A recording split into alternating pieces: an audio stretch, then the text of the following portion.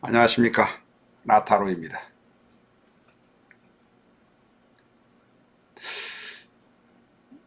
조만간에 2, 3년 이내에 지금 북한 김정은 정권이 붕괴될 것으로 대부분의 사람은 판단합니다. 어떤 과정을 통해서 붕괴될 것인지는 우리는 모릅니다. 그런데 냉전 시대에 2차 대전의 결과물로 냉전 시대에 분단이 되었던 나라 중에서 월남 베트남을 냉전 시대 분단으로 시대 결과물로 분단되었다고 봐야 될지는 모르겠지만 어쨌든 베트남도 남북으로 분단되었는데 통일이 됐고 독일은 동서로 분단되었는데 통일이 되었습니다.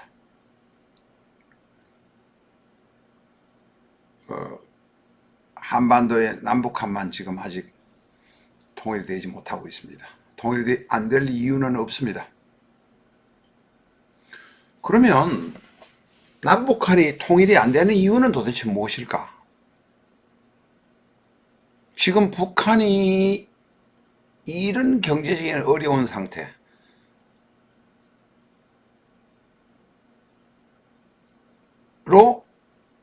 북한이 망해버리고 완전히 온 국민이 동서남북으로 뿔뿔 흩어져 가지고 질이 멸렬해서 통일이 안 되는 이유는 무엇일까? 북한이 그냥 붕괴되지 않는 이유는 무엇일까?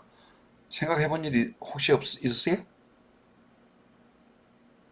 대부분은 그냥 뭐 그렇게 생각할 겁니다. 주체 사상이 강력하게 수립돼서 우상으로 김일성 정권, 김정일 정권, 김정은 정권을 떠받치고 있기 때문에 그럴 것이다. 혹은 사상적으로 교육이 잘 돼서 그럴 것이다. 뭐 그렇게 이야기를 합니다. 저는 그게 말이 안 된다고 생각합니다. 왜 그렇게 생각하냐면 어, 어느 정도 먹고 살아야 사상도 있고 우상도 있고 뭐가 있는 겁니다.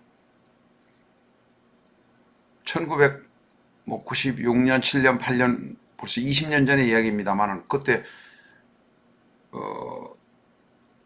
많이 죽었 아사로 북한에서 많이 죽었다고 주장하는 사람은 200만 정도 죽었다고 생각하는 사람도 있는데 최소한 50만에서 60만 정도는 굶어 죽었다고 보여집니다. 그런데 왜 나라가 이렇게 안 망했을까요? 오호 다섯 집에 감시원을 하나 붙여서 통제를 해서 안 망했다. 그렇게 얘기하는데 저는 납득이 안 됩니다. 북한이 안 망한 이유는 저는 딱 한 가지라고 생각합니다. 1950년 6월 25일 6.25 동란이 일어나서 3년간이나 전쟁을 하고 휴전을 했습니다. 1950년 6.25 동란 일어난 시점부터 휴전이 될 때까지 남북한에서 죽은 사람이 약 뭐 200만이다, 뭐 100몇십만이다, 뭐 부상자가 몇백만이다 하거든요. 정확한 숫자가 수치화돼서 이렇게 나타나지 않습니다. 200만 정도가 죽었다. 100몇십만이 죽고 뭐 다친 사람이 200만이다. 없습니다.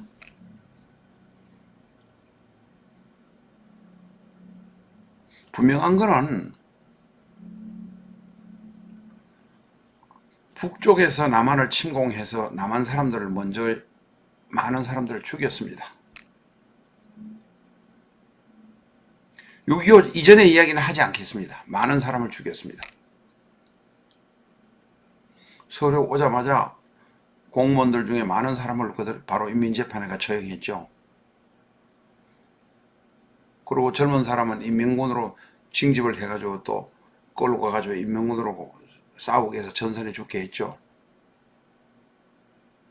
그렇게 갑자기 밀려 인민군이 3일 만에 서울에 들어와서 점령을 해버리니 전투할 준비도 무기도 탱크 한 대도 없고 장비도 부족하고 병력도 부족하고 대전까지 밀려갔을 거 아닙니까?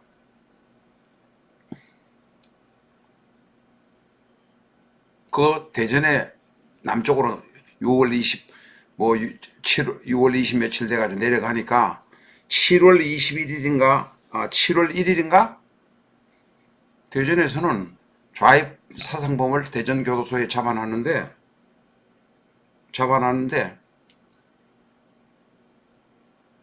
얘들을 더 이상 끌고 다니는 것자도 귀찮으니까 교도소 안과 밖에서 전부 죽였습니다. 그 죽인 사상범이 1557명이라고 지금 되어 있는데 약 3000명이 넘는다는 의견도 있습니다.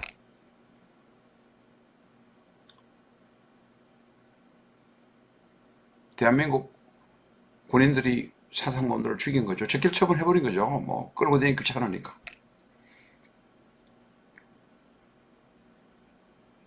인민군은 남한에 내려오면서 적결 처분해서 계속 어디 인민재판회가 죽였습니다. 동네 곳곳에서 인민재판해서 죽였습니다.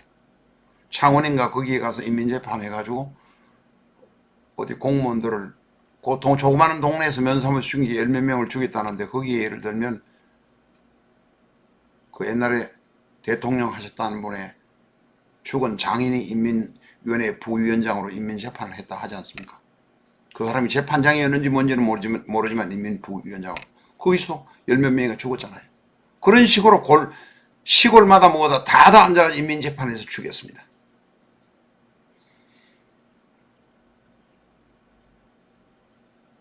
사상적으로 예를 들어서 단일화되고 무장된 것은 좌익이 먼저였습니다만은 우익이라고 복수심이 없는 것은 아닙니다. 특히 북쪽에 살다가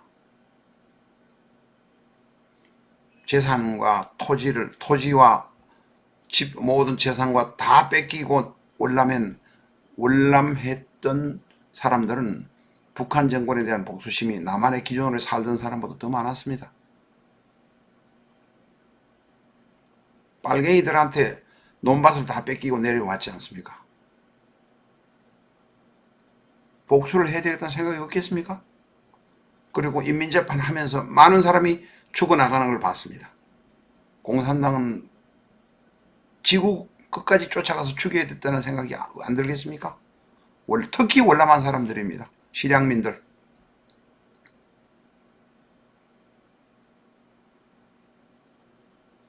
거기에서 이제 유명한 사람이 평안도, 황해도 출신들의 예를 들면 젊은이들. 그 사람들이 서북청년단 아닙니까? 그 사람들은 재산 뺏기고 다 와서 남한에 와서 지금 빈 거지가 되어 있는 상태입니다. 고향에 가서 재산을 찾아야 됩니다. 그러는 차에 1950년 9월 20 며칠입니까? 인천 상륙 작전이 성공하고 미군과 국군이 북전하니까 그 사람들도 같이 따라서 올라갔습니다. 고향에 가야 되겠다. 서북 청년단이 찾아와 갔습니다. 어떻습니까?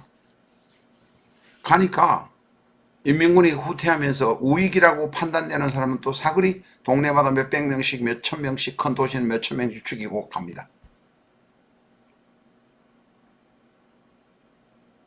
서북 청년단은 물론 고향이 황해도, 함경남, 평안남도, 평안북도니까 그쪽으로 갔겠지만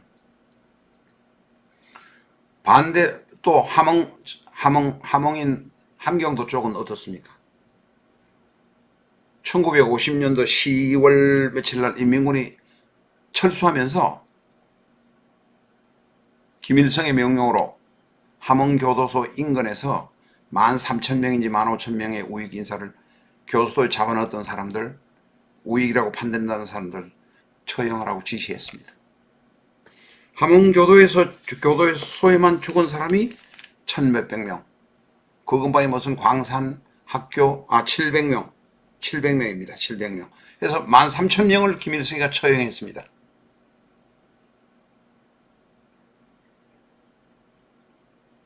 함경 황해도 평안도 쪽에 갔던 서북청년단 국군을 따라서 고향에 갔던 사람들도 그 이야기를 들었습니다. 가보니까 고향에 가니까 자기의 친척인 사람이 처형당해가지고 죽었습니다. 복수심에 재산 잃어버리고 고향 떠났던 사람이 고향에 돌아오니까 자기하고 아는 친척이라고 해서 우익인사들 해서 자기 친척을 죽여놨습니다. 복수심이 불타겠습니까? 안 타겠습니까? 중공군이 내려올 때까지 그 사람들이 황해도 신천군에서 죽인 사람이 약 1, 2만 명 정도 됩니다. 좌익에서 김일성이 명령으로 혹은 김일성이 정권에서 죽은 우익인사도 또 몇천 명 될 것이고 그에 대한 보복으로 죽인 게 만 몇천 명, 2만 명 가까이 죽인 겁니다. 그게 바로 신천 학살 사건입니다.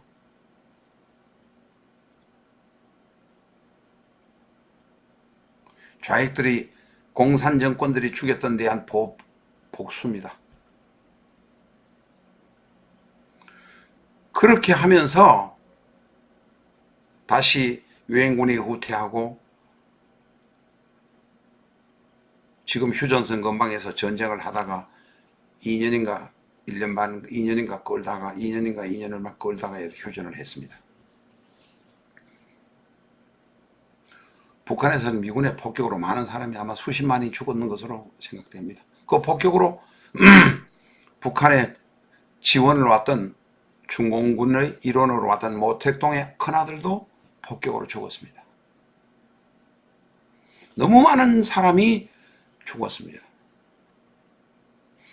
6.25 전쟁을 북한에서 일으켰다고 그것을 일으켰기 때문에 너 잘못이라고 이야기하려는 것이 아닙니다.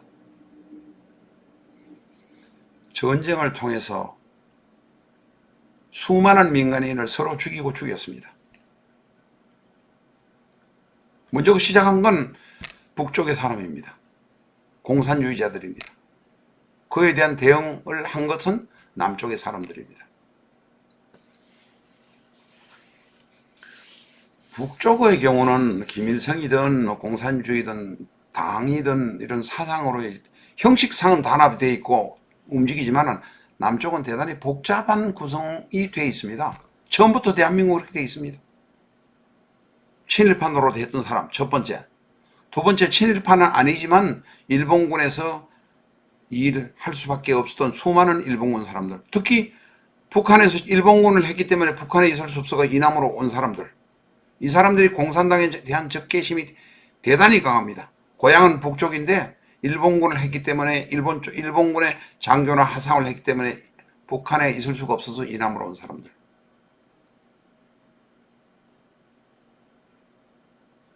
1945년부터 6.25가 나기 전까지 5년 동안 북한에서 북한의 통치를 당해보고 여기는 아니다, 떠나야 되겠다고 생각한 유산계급인 북한 사람들, 북조선의 사람들, 지주계급이었던 사람들, 남한의 노동자 농민, 민족주의자, 독립운동을 했던 사람. 복잡합니다. 남한은. 북한도 물론 복잡하겠지만 그것을 예를 들면 1950년 이전에 6.25 이전에 대충 정리를 한 셈이죠. 그런데 전쟁을 통해서 수많은 사람을 죽였습니다. 북한 사람이 많이 죽은지 남한 사람이 많이 죽은지 그건 제가 잘 모르겠습니다. 그러나 북한 사람도 많이 죽었을 겁니다. 왜? 미군의 폭격으로 죽은 게 50만이다 70만이다 하니까. 어쨌든 남북에서 200만의 사람이 죽었습니다.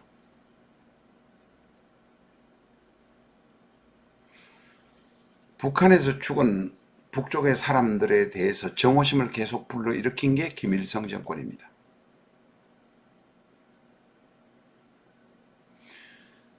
핵을 개발하고 정오심을 불러일으키고 군사 도발을 하기 위해서 군사에 관한 투자만 계속하고 이렇게 했기 때문에 경제가 나아지지 못한 것은 여러분이나 저나 다 아는 사실입니다. 그러면 세월이 흘러서 쉽게 말하면 게임은 끝나버렸습니다. 판 위에서의 게임은 끝났습니다. 경제가 약하면 아무리 좋은 무기를 가지고 있어도 사용하지 못합니다. 대한민국의 경제가 어느 정도 되기 때문에 미국도 우방으로서 대접을 해주는 것입니다. 대한민국 경제가 허약하고 보잘것없으면 미국 던져버리면 되는 거죠. 대한민국 뭐 그렇게 붙들고 있을 값어치가 있겠습니까? 일본만 붙들고 있으면 됩니다. 그 사람들이 1945년도 48년도 말했던 에치슨 라인까지만 갖고 있으면 되는 거예요. 저는 그렇게 생각합니다. 대한민국이 지정학적으로 그렇게 중요한 자리가 아니라고 생각합니다. 그러나 경제적으로 자유주의 자유국가에 의해서 하나의 버팀목으로서 대한민국이 자리 잡고 있기 때문에 미국은 버리지 못하리라고 생각됩니다. 이야기를 딴 방향으로 한번 해보겠습니다. 요사이 민노총 대단합니다. 근데 민노총이 나라를 망칠지도 모르긴 합니다만은 그렇게 민노총이 대우자동차 사건에 개입하고 대우자동차 실제 생산성도 없고 생산도 없는 놈들이 월급은 많이 받아 처먹고 미국 GM에서 부평공장 당장 폐쇄해버리는 게 당연하지 않습니까? 저는 그렇게 생각합니다. 그런데 GM에서 한국에 있는 부평공장 한국 GM에서 전부 GM을 철수해버리지 못한 이유가 딱 하나. 한국 GM의 부품을 공급하는 회사들이 세계 최고의 경쟁력을 갖고 있다 하지 않습니까? 노동자는 세계 최고의 최저의 생산을 갖고 있는지 그건 모르겠습니다만 상중하로 따지면 중간 이하의 생산력을 갖고 있을 겁니다. 돈 주는 데 비해서 생산 능력이 중간 이하란 소리입니다. 제가 전문 용어는 경제학적 아니니까 쓰지 않겠습니다. 부품을 만드는 회사들이 최고의 경쟁력을 갖고 있기 때문에 그게 아깝다고 합니다. GM은. 그래서 발을 빼기가 조금 그래서 있다고 합니다. 민노총이 더 설치면 나라 망합니다. 분명히 나라 망합니다.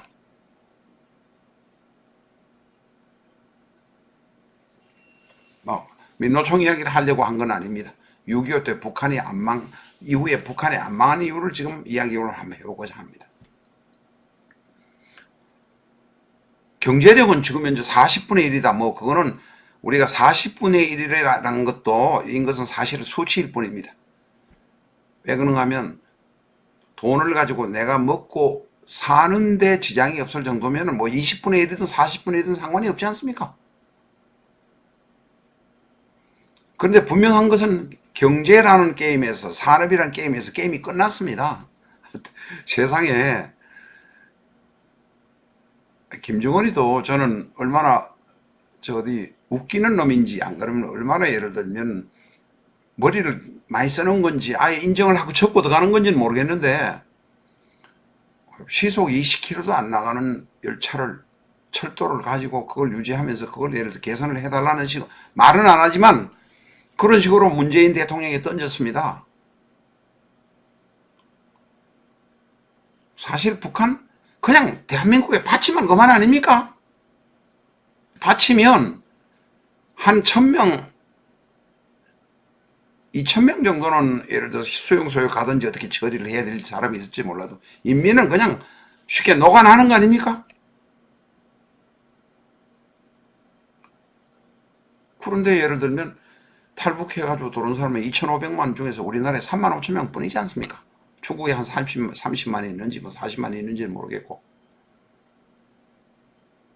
왜 그러면 북한은 안 망합니까? 그렇게 먹고 살지도 못하고 97년도부터 고난의 행진부터 96년도인가 1996년도 97년부터 고난의 행진부터 지금까지 이렇게 산업이 괴멸되었는데 저는 김일성 사상 때문에 그렇다고 생각하지 않습니다.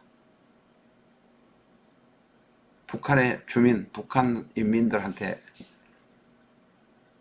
남북 전쟁을 통해서 6.25 동란이란 북한이 남한을 침략한 전전적이지만 그 사람들은 남한이 북한을 침략한 것으로 알고 있으니까 북한 사람들은 동해서 100만 이상의 사람이 죽었고 수많은 사람이 자본주의다, 주의자, 우익주의자에게 학살을 당했기 때문에 그의 원한으로 남쪽으로 안 온다고 생각합니다.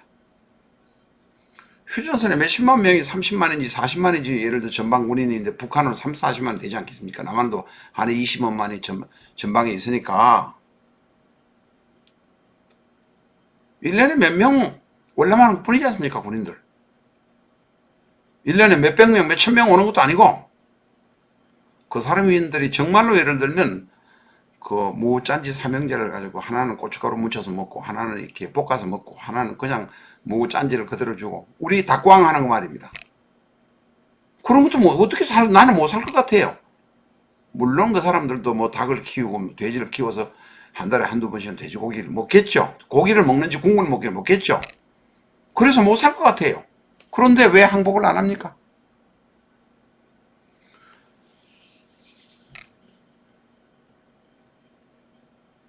(1950년) 6.25 사변이라고 2, 3년 동안에 수많은 사람이 죽었던 기억을 인민들에게 되새기게 하면서 남한에 대한 정오심, 적개심을 잊어버리지 않도록 했기 때문에 그런 것이 아닌가 저는 그렇게 생각합니다. 그게 예를 들어서 미군이 안 했는데도 미군이 했다고 신천 학살 사건 아까 말씀드렸습니다만 뭐 3만이 죽었다 얼마나 죽었다 하는데 우익 인사도 뭐 몇천 명에서 만 명 가까이 죽었겠죠. 보복으로 좌익 인사가 더 많이 죽었다고 생각되는데 미군이 죽였다 하지 않습니까? 북한에서는 미군이 죽였다는 거 아무것도 근거도 어떤 근거도 없고 확실한 것도 없습니다. 대한민국 국군이 죽이는 것도 없습니다. 그런데 분명한 거는 거기 고향 출신 서북청년단 우익 출신들이 꽤 많이 예를 들어 좌익 인사를 죽인 것만은 그거는 확실합니다. 그게 5천 명인지 얼마인지는 전 만 명을 죽인지 잘 모르겠습니다. 그 앞에 좌익이 빨갱이들이 우익 인사의 가족과 친척을 또 역시 죽인 건 틀림없습니다.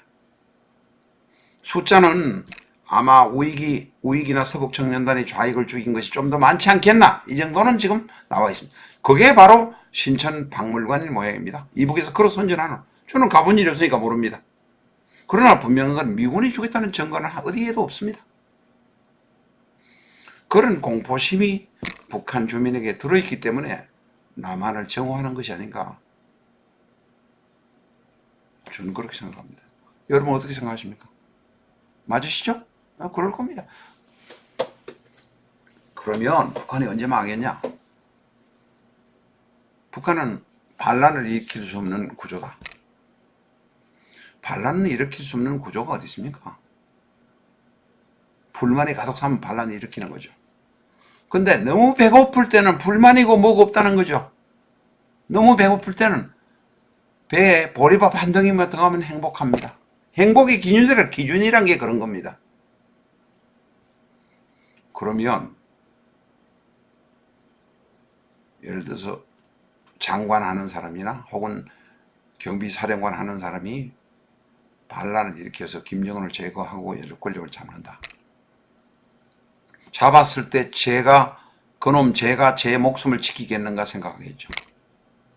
지금 현재는 전부 사상 서로 견제하고 서로 감시하고 하기 때문에 살아날 수가 없으니까 예를 들어서 반란을 못 일으키는 거 아닙니까? 미친 사람 하나 둘이 예를 들어 총 들고 가서 한번 죽여볼까 술 챙는 김에 할 수는 있겠지만 술 챙김에 했다는데 자 저는 오창성 월남 용사를 비하할 생각은 전혀 없습니다. 그 사람 친구하고 개성시내 술 먹다가 술이 취해가 둘이 싸우는지 다투는지 했다는 거죠. 뭐 사람 죽이진 않은 거고. 그래서 성질 나서 집 차 몰고 판문점 넘어온 거 아닙니까? 남쪽에 여기서 더 이상 술 먹고 애를 다투고 패는지 뭐 내중에 처벌받을 게 두려워서 넘어왔다는 거 아닙니까?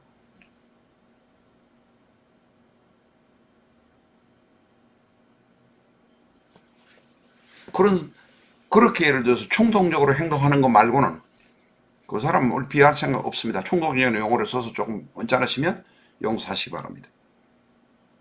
사실이잖아요. 그러면 어떻게 해야 됩니까?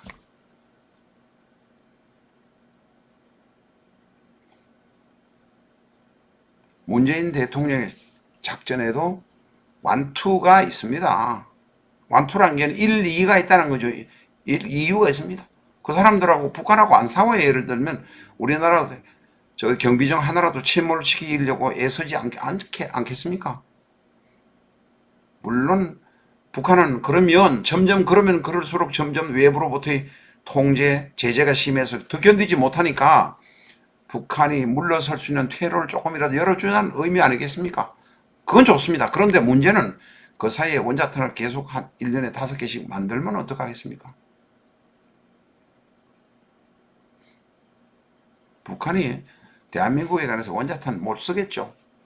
1개나 2개를 쓰는 순간 그건 뭐 북한 전체가 완전히 2,500만 중에서 진짜 1, 200만 남고 나머지 다 죽을 거니까 쓰지는 못하겠죠. 그렇다고 해서 이런 상태를 김정은의 예를 들어서 모든 행동에 따라서 놀아나고 있어야만 되겠는가 하는 것도 현 정권을 한번 생각해 봐야 되잖아요.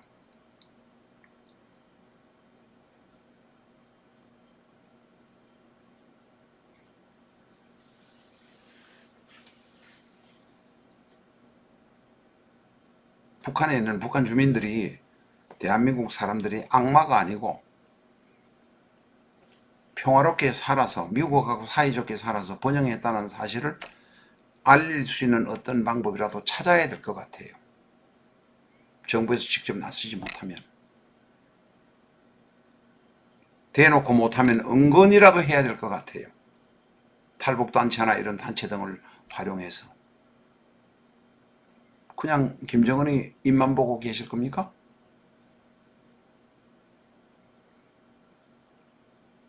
북한 주민들이 남한 주민에게 정오심, 두려움을 갖고 있는 두려움이 없어지도록 해야 될 것 같아요. 제 생각 어떻습니까? 사이좋게 지내는 건 지내지만 북한은 지금도 원자탄을 1년에 몇 개씩은 만들지 않겠습니까? 신뢰성을 유지하는 것도 중요합니다. 그러나 외곽단체를 적절히 활용하는 것도 필요하다고 생각됩니다. 그냥 돈만 문재인 대통령의 특기는 예산 가지고 세금 거둔 가지고 막 써가지고 막 퍼주는 게 특기입니다. 이런 식으로 가다가는 예산을 거들 내놓고 난 다음에 물러나실 겁니다. 그게 5년을 마치고 물러나시든 중간에 물러나든 저는 잘 모르겠습니다. 그러나 이런 식으로 생각하면 예산을 다 쓰고 나서 물러날 겁니다. 그래도 공무원 숫자를 확 일거에 많이 늘려서 뭐 어디 고용을 확대했다는 생각 자체를 일단은 포기하신 것 같으니까 그래도 다행이고, 원자력 발전소는 확대 안 하더라도 원자력 없앤다 소리를 더 이상 떠들고 되지 않으니까 그 다음에 다행이고, 태양광 발전은 그거는 첨단 산업도 아니고 인류 산업도 아니고 삼류 산업입니다. 삼류 산업을 동원해서 염전 가진 땅 주인에게 돈을 벌게 만들어주고 난 다음에 결과는 국민의 내는 전기 요금을 올리는 길밖에 더 있겠습니까? 계산성으로 딱 나오는데, 우리의 우수한, 저는 원자력 공학과에 나온 친척이나 가족이나 없습니다. 전혀. 우수한 그런 원자력 공학과를 나온 사람들을 전부 다 해외로 내보내고 인류 기술을 2류, 3류로 만들고 난 다음에 문 대통령은 무슨 말을 하실 것입니까? 사회적인 비판을 내중에 받으면 어떡하실 겁니까? 자살할 겁니까? 남의 말을 들어주는 아량이 없으시면 대통령 그만하세요. 너희는 아무리 여기서 유튜브에 떠들든 어디에서 떠들든 떠들어라. 나는 그냥 신경도 안 쓰겠다. 대통령 그만하시는 게 낫습니다.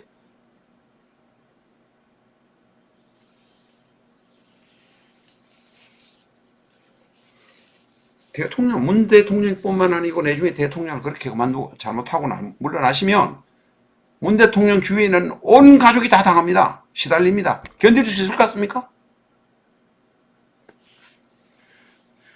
김정은한테 예를 들어 잘해서 평화를 유지하는 건 좋습니다. 그러나 정말로 예를 들면 어떤 사태가 벌어졌을 때 대한민국 군인이 막을 수 있는지,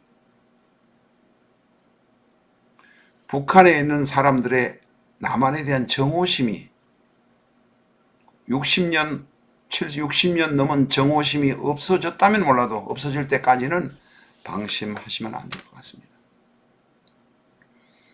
남한에 있는 사람들 우익 세력, 저는 우익 아닙니다.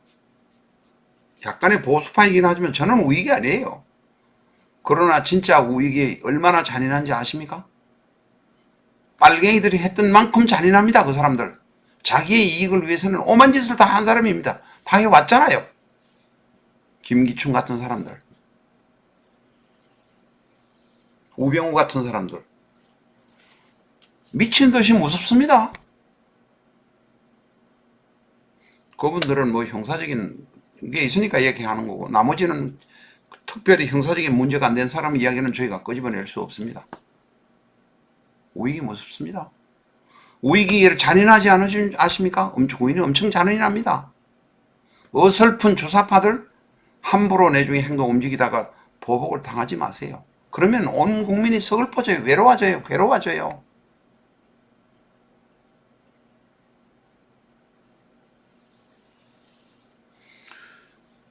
숨어있는 우익들, 보수파들, 그 사람들이 나라를 이루고 지킨 사람들입니다.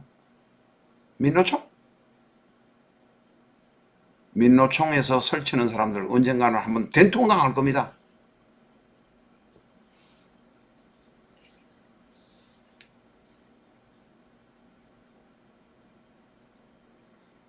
우리 남한에 있는 공작원이 예를 들어서 북한과 관련된 직간접관 공작원 최소한 5만 명은 된다고 하지 않습니까? 그 사람하고 친해가지고 그 사람한테 박수 치면서 잘한다고 박수 막 쳤던 분들 잔인한 우익한테 당합니다.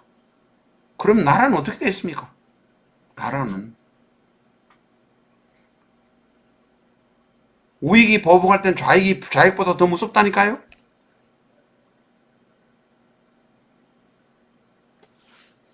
좌익이 김일성 정권이나 공산주의만 사람 잘 죽이는 거라고 생각하지 마세요. 우익도 무섭습니다. 자기의 이익을 지키기 위해서. 실향민이 500만, 이제는 뭐 실향민이라고 할 것도 없습니다. 그분들 다 80이 넘으셨고, 이제 10살 때, 1950년대 10살 때라도 지금은 얼마입니까? 68세니까 78세 되셨죠?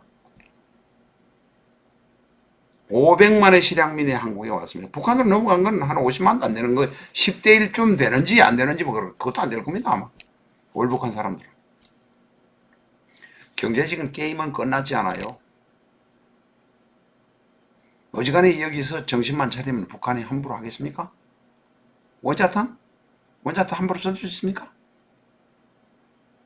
미국하고 사이좋게 지내지 않으면 미친 트럼프 같은 놈들 오늘 2018년 12월 20일 동짓날 오늘까지 장사밖에 모릅니다. 장사. 동맹이고 나발이 없습니다. 미국의 단돈 1억 달러라도 더 땡겨오기 위해서 지금 우리 뭡니까? 소파라고 그럽니까? 거기에 관련된 분담금 돈 내로라고 그렇게 난립니다. 장사꾼은 미국의 이익이 되기 위해서 철저하게 장사꾼입니다. 동맹이고 세계 그 필요 없습니다. 얼마나 대단한 장사꾼입니까? 저는 영어를 잘 못하지만 제가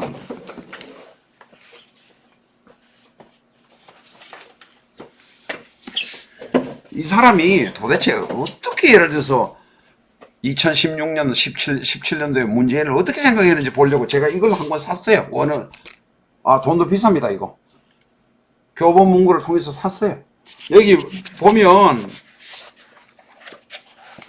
여기 뭐 보고 여기 지금 저 어디 책갈피 꼽아놓은 거 있습니다. 이런 거 보면 문재인은 어떻게 예를 들어서 밀어붙여가지고 미국에 돈을 더 문재인이한테 대한민국 돈 더 받아낼 것밖에 생각하는 사람이에요, 이 사람이.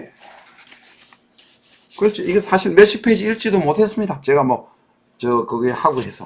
실력이 딸려서. 원서입니다, 원서. 저희 같은, 그래서 도대체 어떤 인간인지 철저한 장사꾼이고 미국의 이익이 되는, 그게 그런데 사실은 장기적으로 미국의 이익이 안 될 수 있습니다.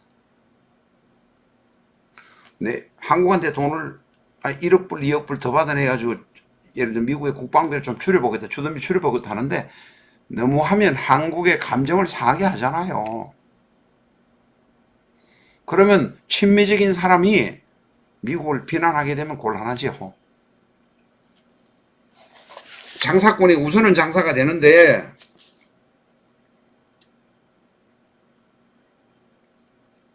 이거 그 옛날에 뭡니까 그 닉슨 그 했던 밥 우드워드 기자가 쓴 겁니다. 이거 김정은 한번 보세요. 여기 뭐라고 썼냐면 제가 짧은 영어로 한번 읽어봐요. North Korean leader Kim Jong-un 34 was a more effective leader of North Korea's nuclear weapons and missile program than his father. 김정일이보다도 김정은이가 더 예를 들면 핵과 미사일을 가지고 세련되게 더 오히려 잘 적절하게 전략을 잘 구사한다 이렇게 써놨습니까? 너 영거 김 그러니까 지금 제일 저 아들 제일 이제 젊은 지도자입니다. Kim accepted that weapons and missile testing would inevitably lead to failures. 뭐 이렇게 이 얘기는 그만하겠습니다. 김정은한테 무슨 평화의 기회다? 그냥 손 놓고만 있지 마세요. 그렇다고 해서 김정은을 자극하라는 뜻은 아니지만은 외곽 탈북 조직을 적절하게 예산을 줘서 적절하게 활용하는 방법도 있어야 됩니다. 그냥 김정은만 쳐다보다가 김정은이가 안 움직이니까 이제 갑자기 1년 내내 김정은만 따라다니던 문재인 대통령이 갑자기 12월에 와서 경제 이야기하고 있지 않습니까 지금? 갑자기 웬 경제? 경제 당신이 다 말아먹고. 자유주의 경제는 통제하면 안 돼요. 하려는 것을 사회적으로 큰 그게 없으면 통제하려고 하면 안 돼요. 통제를 해서 예를 들면 50몇 시간 하는 것을 시간을 줄이겠다고 통제하고 이 월급을 더 주라고 통제하고 그러면 기업은 망가지는 겁니다.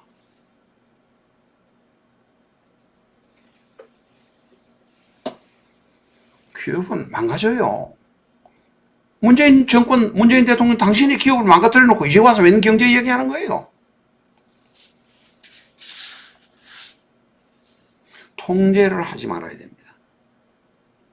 불법적인 거, 특별하게 범죄적인 걸 제외하고는 통제를 안 하면 나름대로 열심히 하려고 합니다. 이 돈 번 자본주의의 자산가들이, 재벌들이 얼마나 예를 들면 돈에 관해서 환장을 한 사람들이 아세요? 돈에 환장을 했다는 것보다는 사회적으로 이렇게 목에 돈 많이 벌었다고 목에 힘을 주는 것에 환장을 하는 것이겠죠.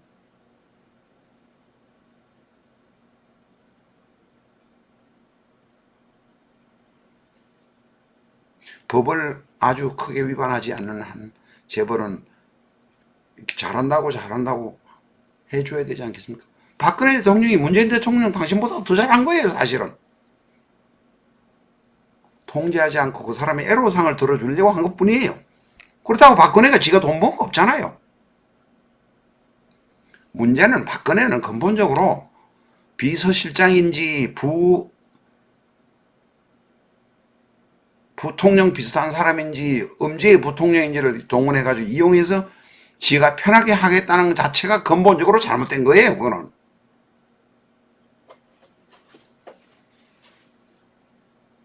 잔머리를 굴린 거겠죠. 근데 법을 위반해서 어디다가 잔머리를 굴리려 합니까? 박근혜 대통령의 아버지 박정희 대통령은 비서실장이 할 역할을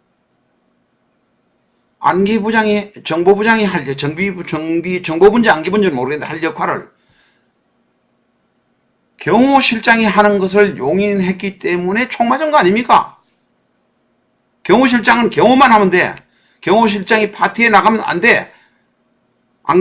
비서실장하고 안기부장하고는 대통령하고 같이 술 드시더라도 비서실장은 문 밖에 있어야 되는 거예요. 쥐가 예를 들면 술자리의 주인인 것처럼 하니까 칼만 총 막는 거지.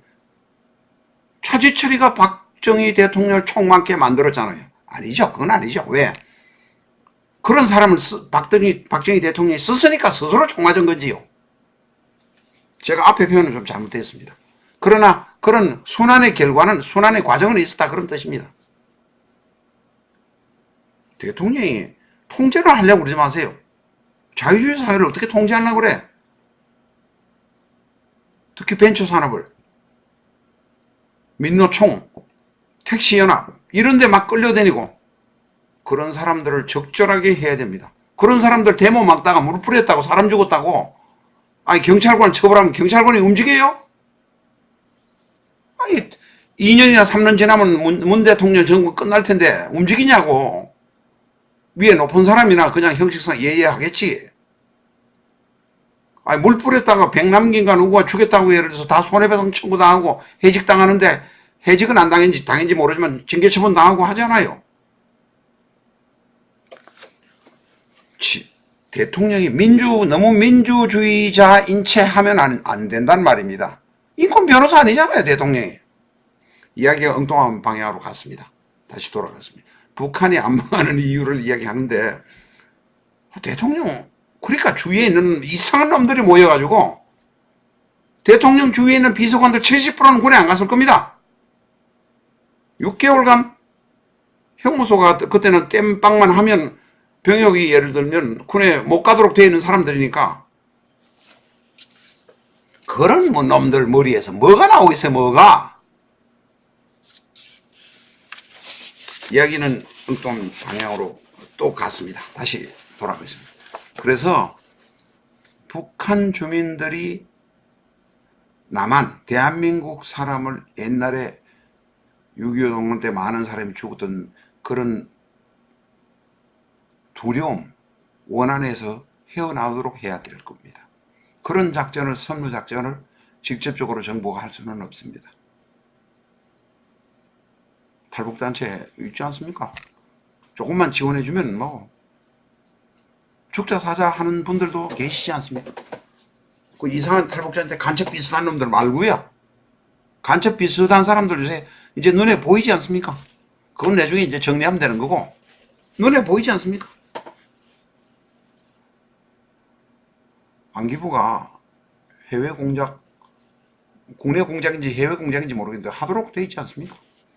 그런 거를 해서 국민들이 남한을 두려워하지 않는다면, 미워하지 않는다는 그런 분위기를 만드는 것이 중요할 것이라고 생각됩니다. 그러고 그 사람들 어느 정도 배는 불러야 데모를 하든지 달려들지 않아요. 배가 너무 고픈 사람은 데모할 힘이 없지 않습니까? 그런 측면에서 인도적인 지원을 쌀 지원해 주는 것은 저희는 대찬성을 합니다. 그러나 철도를 놔서 어떡하겠다고, 그 철도 놔가지고 철도 위에다가 레로 깔아가지고 그 위에다 핵미사일 들고 왔다 갔다 하면서 대한민국 쏘라고요?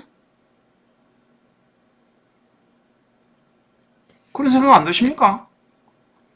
핵미사일 위에다 이동 열차를 갖다 놓고 그 위에다 핵미사일 놓고 왔다 갔다 하면서 움직이면서 포착도 인공위성 잘한댕이 만들어 놓고 내중에 대한민국 향해 쏘라고? 일본을 향해 쏘라고? 철도 만든다는 무슨 갑자기 이북에 시속 300km가 필요합니까? 60km, 50km 철도만 해도 충분하겠습니다. 그걸 하겠다고? KTX를 태워놓고 자랑을 해놨으니까 자랑하는 값을 줘야 되겠죠? 문재인 대통령님, 정신 똑바로 차리세요. 인민들이 한국을 두려워하지 않으면 인민군이나 인민들이 지금 휴전선을 그냥 불도저 뚫고 밀고 내려오면 그거로서 끝나버리지 않습니까? 인민군들이 한국을 두려워하지 않게 한국에 대해서 적개심을 가진 것을 가지지 않게 하는 것이 중요하리라고 생각됩니다. 그러면 북한은 붕괴되리라고 생각됩니다. 북한 붕괴에도 최소한의 그 사람들 지도층이 살 수 있는 길을 마련해 준다면 신라가 망해서 왕건에게 귀부했던 역사적인 사실을 잊지 않는다면 북한 정권도 참고를 꼭 했으면 좋겠습니다. 역사는 되풀이 되거든요. 우리 오래전 2000년도 없는 역사가 2000년 없잖아요.